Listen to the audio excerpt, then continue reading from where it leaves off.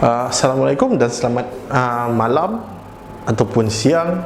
Sekarang ni kat sini malam kan. Okey, so tak kisahlah korang tengok waktu apa pun. Okey, so hari ni kita akan belajar tentang sejarah dengan saya, Cik Syarif. Macam biasa saya akan mengajar awak tentang subjek sejarah. Okey, so untuk hari ni kita akan tengok sejarah untuk tingkatan 4. Tingkatan 4 ni kita tahu ada banyak bab, tapi untuk hari ni kita akan fokus kepada bab 5 subtopik yang kedua. Boleh kata 5.2 lah kan. So bab 5 ni apa benda? Bab 5 ni adalah tentang Persekutuan Tanah Melayu 1948, yang mana kalau siapa yang tengok video, siapa yang mengikuti kelas saya dekat tuition, okey, yang mana kita dah belajar sampai 5.1. 5.1 ni apa benda? 5.1 ni adalah tentang latar belakang PTM, penubuhan Persekutuan Tanah Melayu 1948. PTM ni adalah Persekutuan Tanah Melayu, singkatan dia lah kan, Persekutuan Tanah Melayu. Tapi mungkin lepas ni kita akan cakap PTM je lah, senang kan, lebih kurang nama tuition kan. Okey, so latar belakang penubuhan Persekutuan Tanah Melayu ni kita dah belajar dah sebelum ni. Secara ringkasnya, kenapa Persekutuan Tanah Melayu ni wujud adalah disebabkan penubuhan Malayan Union. Alright, so kita dah belajar dah. Untuk subtopik yang pertama tu kita dah belajar dah apa benda tu Malayan Union, macam mana Malayan Union terjadi, macam mana cara-cara, siapa yang ambil tanda tangan dan sebagainya, dan apa kesan, apa yang berlaku kan. Okay, so hari ni kita nak belajar tentang faktor-faktor penubuhan penubuhan PTM 1948. So sepatutnya objektif kita untuk hari ni adalah kita akan belajar tentang faktor penubuhan kan, apa sebab berlakunya Persekutuan Tanah Melayu, siapa yang buat, kenapa dibuat, apa yang orang-orang dulu dah buat sampai jadi Persekutuan Tanah Melayu ni kan. Macam mana pula tindakan British waktu tu, sebab British yang menjajah kita kan, untuk tahun 1948 ataupun selepas Perang Dunia yang kedua ni. Apa reaksi dia? Terus bersetuju ke, marah ke, apa ke kan. Okay, so untuk hari ni kita akan tengok apa faktor penubuhan Persekutuan Tanah Melayu 1948, yang mana bermulanya pada 1 Februari 1948. Alright. Okey, so saya terangkan secara ringkas lah yang mana Persekutuan Tanah Melayu 1948 ni. Yang pertama kita ada satu topik latar belakang penubuhan Persekutuan Tanah Melayu 1948. Yang kedua kita ada faktor penubuhan Persekutuan Tanah Melayu 1948. Okey, ini yang kita nak belajar hari ni. Yang ketiga kita ada ciri-ciri Persekutuan Tanah Melayu 1948 dan juga apa kesan penubuhan Persekutuan Tanah Melayu 1948 kepada orang-orang yang ada di sini kan. Apa kesan dia kan. Setiap benda dalam sejarah ni senang, bukanlah senang, tapi dalam sejarah ni kita tahu setiap benda ada sebab dan juga ada akibat. Macam dalam hidup kita, semua benda yang kita buat ada sebab, dan juga apa yang kita buat tu akan menyebabkan akibat kan. Kita nak lulus exam, kita nak A, kita belajar rajin-rajin, kita dapat apa yang kita nak, apa yang kita aim ataupun apa yang kita teringin sangat lah kan. Macam contoh belajar, macam contoh awak nak beli apa-apa kan, nak beli telefon baru ke, awak simpan duit kan. Itu sebab apa awak simpan duit? Awak nak beli benda. Ataupun sebab apa awak belajar tinggi kuat-kuat? Sebab awak nak dapat peluang pekerjaan yang lebih bagus kan. Ataupun awak nak belajar lebih tinggi, awak nak ada PhD ke master ke kan, semua benda. Alright, so dalam kes ni kita akan belajar apa faktor-faktor penubuhan Persekutuan Tanah Melayu 1948. Alright, so untuk hari ni ya, okay, kelas ni. Okay, so faktor penubuhan PTM 1948. Okey, penubuhan Persekutuan Tanah Melayu 1948 ni bermula apabila Raja-Raja Melayu dia menandatangani dokumen secara rasmi pada 1 Februari 1948. Raja-Raja Melayu tanda tangan dan diorang bersetuju yang Persekutuan Tanah Melayu akan bermula ataupun akan mula digunakan sebagai asas pentadbiran di Tanah Melayu. Waktu tu kita belum nama Malaysia lagi, kita nama Tanah Melayu. Okey, so senang cerita, bab ni sebenarnya kita cerita pasal Semenanjung dulu. Sabah Sarawak ada tak? Ada. Nanti kita akan belajar untuk bab yang seterusnya. Okey? Alright. Okey, so yang pertama, faktor kepada penubuhan Persekutuan Tanah Melayu 1948 ialah yang pertama adalah penentangan orang-orang Melayu terhadap Malayan Union. Okey, penentangan orang-orang Melayu terhadap Malayan Union. Kita dah tahu dah sebelum penubuhan Persekutuan Tanah Melayu ni, British datang kat sini, datang Tanah Melayu selepas perang tu kan. Okey, kita nak buat Malayan Union. Sebelum tu lagi kita duduk di bawah PTB ataupun pentadbiran tentera British. Nama bahasa Inggeris dia pula adalah BMA, British Military Administration. Kan? Sebab apa? Waktu tu kan darurat. Kan? Waktu tu darurat. Okay, so selepas darurat, Malayan Union dijalankan di Tanah Melayu ataupun nak dijalankan. Okay, alright. So orang-orang Melayu waktu tu dia tak puas hati. Kan? Orang-orang Melayu ni adalah merangkumi siapa? Orang-orang Melayu sendiri dan juga raja-raja Melayu.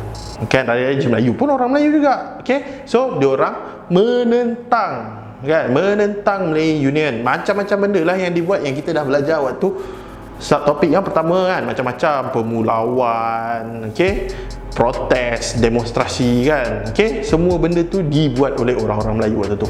Okay, so penentangan orang Melayu terhadap Malayan Union, apa penentangan dia? Okay, so yang pertama kita tengok orang-orang Melayu, raja-raja Melayu, cendekiawan dan juga UMNO menentang Malayan Union. Okay, tengok orang-orang Melayu, raja-raja Melayu, cendekiawan. Cendekiawan ni apa benda? Cendekiawan ni adalah orang-orang yang bijak, pandai.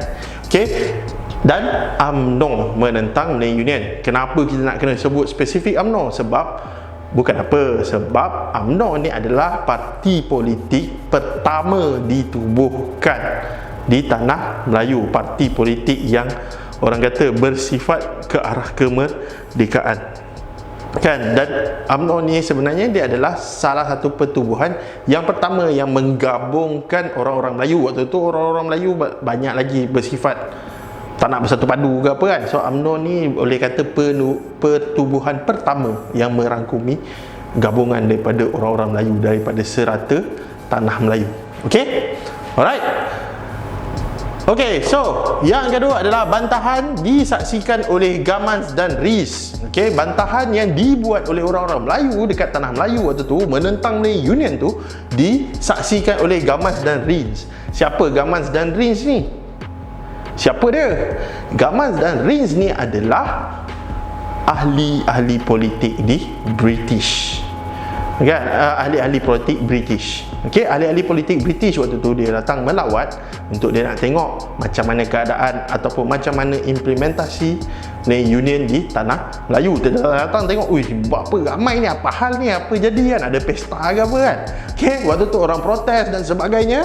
Okey, dan diorang tengok dan diorang bawa balik ke British. Diorang bagi tahu kalau kita jalankan juga Malayan Union ni kan, so dia akan mengakibatkan ketidakstabilan politik di Tanah Melayu. Dia kata kan, kalau kata kita jalankan juga kan, orang buat rusuhan lah, apalah, itulah, inilah kan. British waktu tu dia tak nak apa-apa peperangan ke apa-apa rusuhan lagi berlaku. Sebab apa?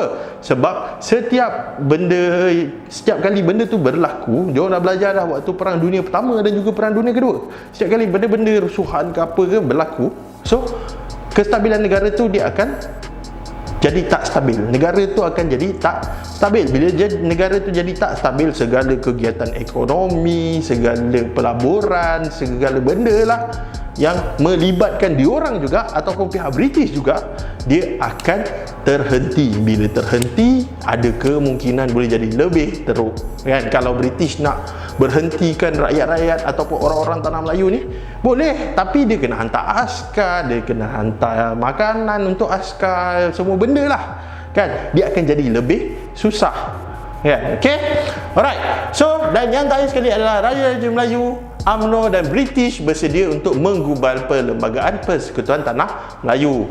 Okay, alright. So, hasil daripada cendekiawan dan juga raja-raja dan juga ahli-ahli UMNO. Alright, so diorang bersedia untuk diorang dah berbincang dengan British dan diorang bersedia untuk menggubal Perlembagaan Persekutuan Tanah Melayu. British pun dah tengok, uish, apa benda ni kan, jadi macam ni kan. So dia bersetuju untuk berbincang kan. Maknanya lepas tu orang-orang Melayu ni pula dah bersedia untuk kemukakan cadangan dia untuk melancarkan ataupun membuat satu perlembagaan baru. Nama dia Perlembagaan Persekutuan Tanah Melayu. Okay, alright, so itu adalah tentang penentangan orang Melayu. So yang kedua apa benda? Yang kedua kita akan tengok adalah tentang cadangan raja-raja Melayu. Takkanlah menentang je, mestilah kena ada solusi kan. Asyik nak menentang je, tak ada nak selesaikan masalah pun kan. Ada cadangan daripada Raja Melayu. Dia cakap kat orang-orang British, kalau nak buat perlembagaan dekat tanah Melayu ni, ada cara-cara dia ataupun ada cadangan-cadangan daripada diorang. Dengar dan terimalah kalau boleh kan. So tak naklah dia tak terima langsung. Okay, so sebab ini pun perbincangan. British takkan terima semua 100% kan, tapi diorang akan kemukakan beberapa cadangan dan British akan terima ataupun implement sikit-sikit kan, supaya diorang masih lagi berkuasa. Okey, kita akan tengok apa benda cadangan Raja Melayu ni. 27 Mei 1946. 27 Mei 1946. Siapa?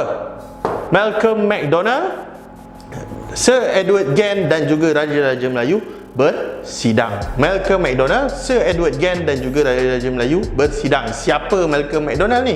Malcolm McDonald ni adalah Governor General. Sir Edward Gen ni adalah Governor Malayan Union yang pertama lah kan. Dan juga Raja-Raja Melayu ni siapa? Raja-raja lah kan, Raja-Raja Melayu. Dia orang bersidang. Okay, dia orang berduduk dan bersidang.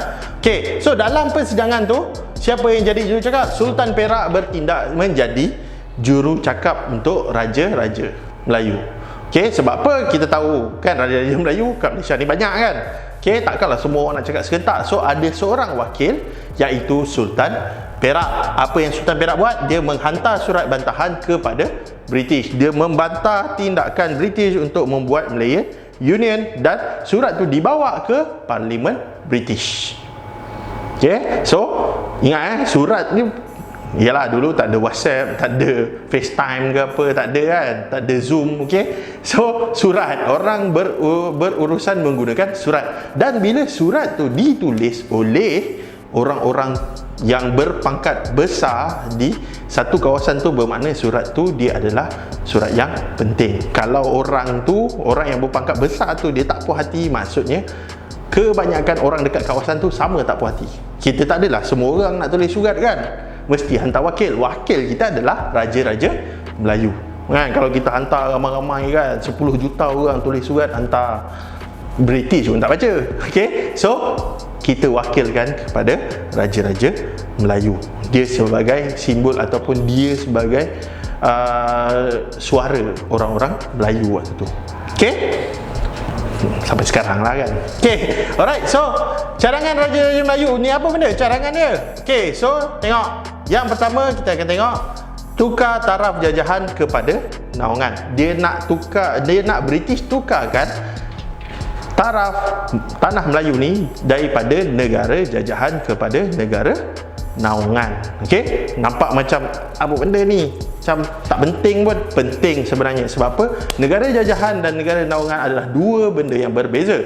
Negara jajahan, dia pentadbiran dipegang oleh negara yang menjajah. Negara naungan, pentadbiran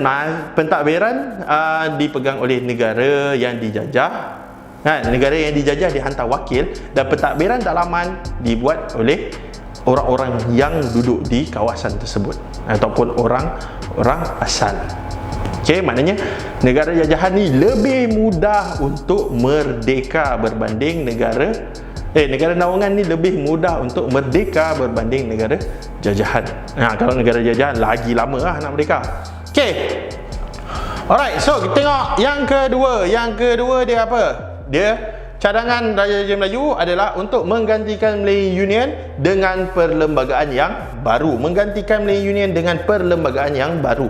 Maksudnya kita ni bukanlah dahsyat sangat sampai nak terus okey British esok kena keluar, esok juga kena keluar. Tak, kita menerima juga diorang punya perlembagaan ataupun diorang punya pentadbiran, tapi dengan perlembagaan yang baru. Maknanya perlembagaan tu digubal baru supaya dia tak berat sebelah. Maknanya macam contoh dalam kes ni adalah antara orang British dan juga orang Melayu ataupun orang-orang di tanah Melayu.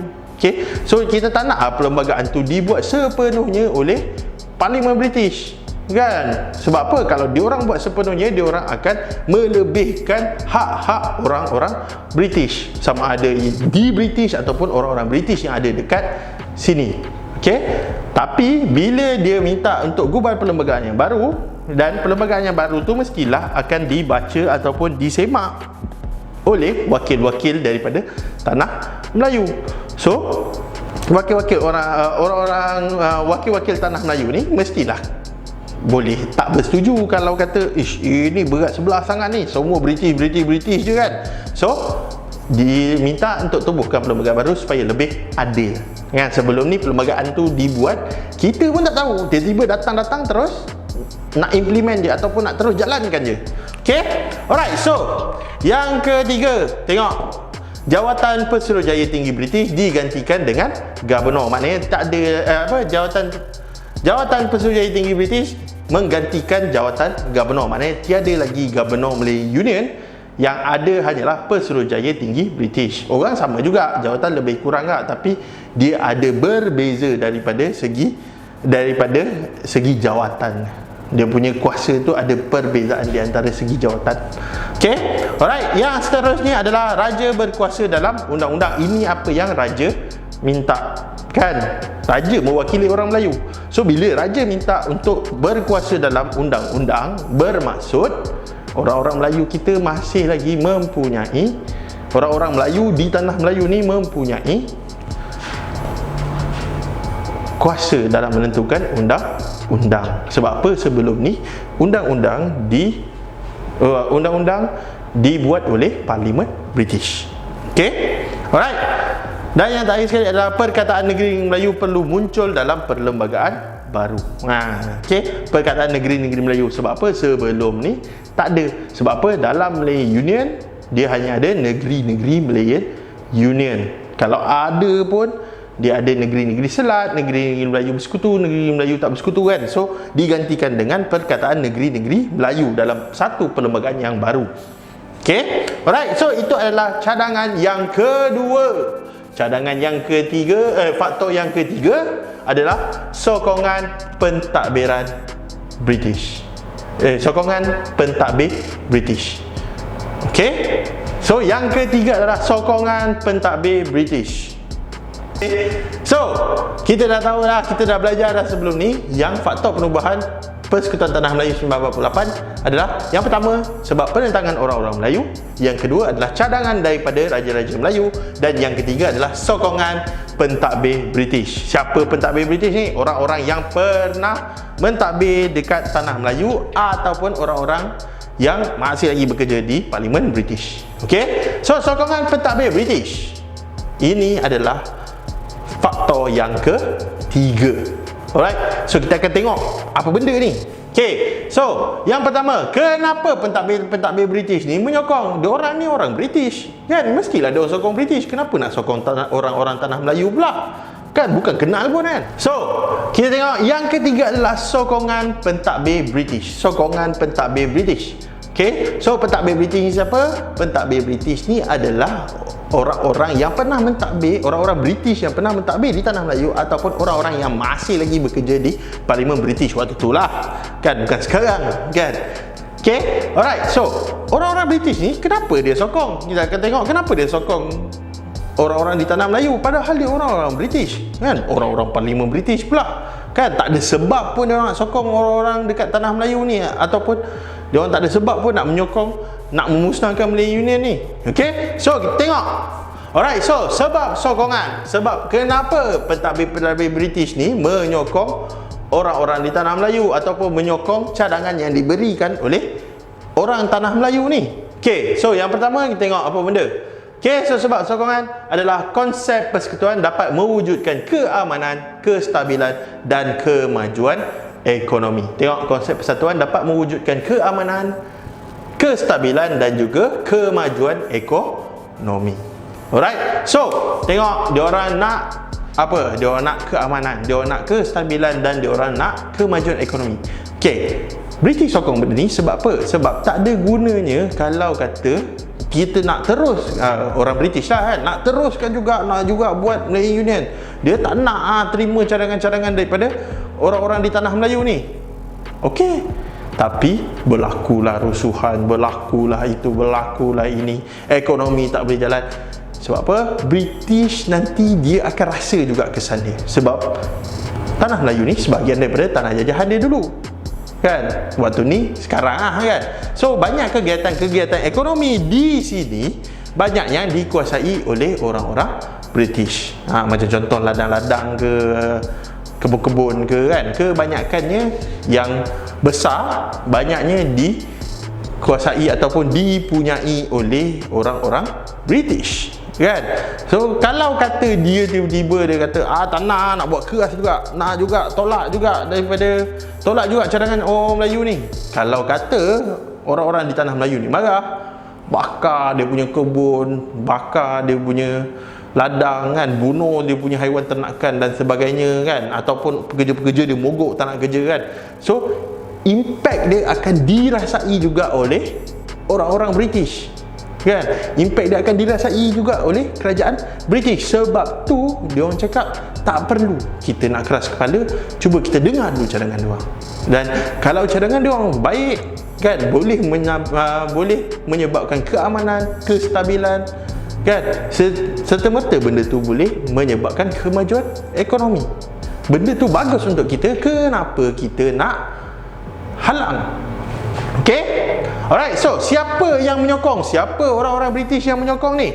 Okey, tengok disokong oleh Sir Edward Gent. Sir Edward Gent kita dah belajar dah tadi, yang mana Sir Edward Gent ni adalah Sir Edward Gent kat sini Alright, so Sir Edward Gent ni siapa? Sir Edward Gent ni dia adalah Governor Malayan Union. Tengok, Governor Malayan Union pun setuju. Dia kata tak payahlah nak buat Malayan Union ni, kita tengok dulu, kita gubal satu perlembagaan baru, kita terima cadangan daripada diorang, kita gubal satu perlembagaan, iaitu Persekutuan Tanah Melayu.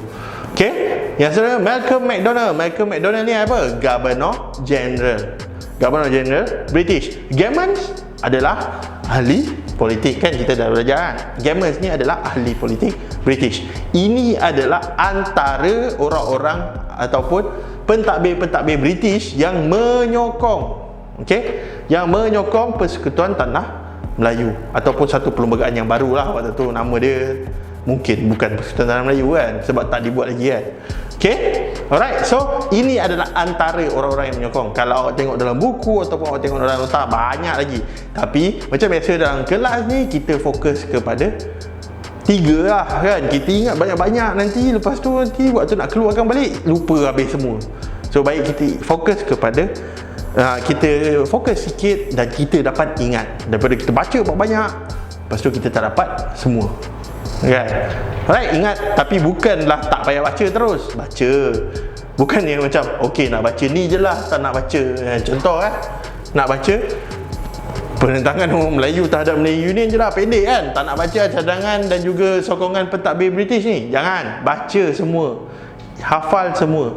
Tapi kalau yang melibatkan nama ataupun melibatkan ciri-ciri ke apa kan, seboleh-bolehnya awak ingat semua. Tapi kalau tak boleh pun awak ingat 3, sekurang-kurangnya 3. Sebab apa? Ingat soalan-soalan ni boleh keluar dekat esei kan. Soalan-soalan ni boleh keluar dekat esei. Bila dia keluar dekat esei, awak kena seboleh-bolehnya awak kena bagi paling kurang 3 isi. Sebab apa? 3 isi 6, 3 isi 3 markah. Lepas tu awak kena terangkan dapat 6 markah, dan lepas tu awak boleh bagi contoh kalau ada. So 9 markah. Kita tak tahu mana satu isi kita salah, mana satu penerangan kita salah. So kita kena bagi paling kurang 3. Itu kalau ikut saya lah kan. Alright.